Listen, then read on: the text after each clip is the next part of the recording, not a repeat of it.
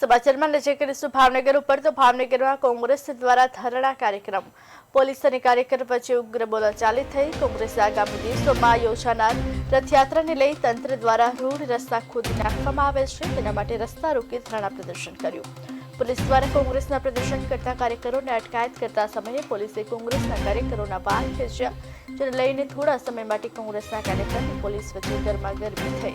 જોકે ત્યારબાદ મામલો થાણે થઈ ગયો, પરંતુ ધરણા પ્રદર્શનને કારણે રસ્તા વચ્ચે ટ્રાફિક જામ થયો। શહેરના પૂર્વ અધ્યક્ષ પ્રકાશભાઈ બાઘાણીએ તંત્રને નકટું કર્યું છે। વારંવાર પ્રદર્શન કર્યા પછી પણ તંત્રની આંખ નથી ખુલતી।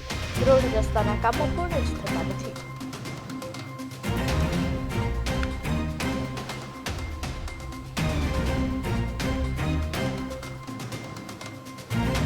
હું એવું માનું છું કે ભગવાન શ્રી જગન્નાથજીની ગુજરાતમાં બીજા નંબરની રથયાત્રા નીકળતો તો ભાવનગરમાં નીકળે છે।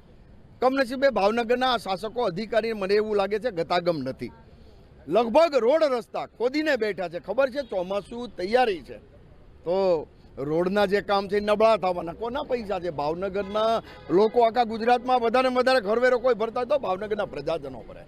છતાં અનેકવાર કોંગ્રેસ પક્ષે રજૂઆત કરી, છતાં પણ આજે અનેક રોડ ખોદીને બેઠા છે અને ખાસ કરીને અનેક અકસ્માતો પણ થાય છે।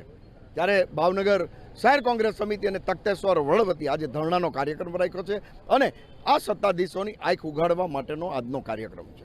હું એવું માનું છું નકટા લોકો હોય નકટા, એને એક વારમાં એની રજૂઆતે આંખ ઉઘડી જવી પડે, પણ આ નકટા લોકો છે વારંવાર પ્રોગ્રામ આપવા છતાં આ લોકોને કાંઈ ખબર નથી પડતી અને છતાં પણ એમ પણ નથી કહેતા કે અમે ઝડપથી પૂરા કરશું, ચોમાસા પહેલાં પૂરો કરશું। પણ મને એવું લાગે છે આ શાસકોની મોટી નબળાઈ ફક્ત ફાંકા મારવા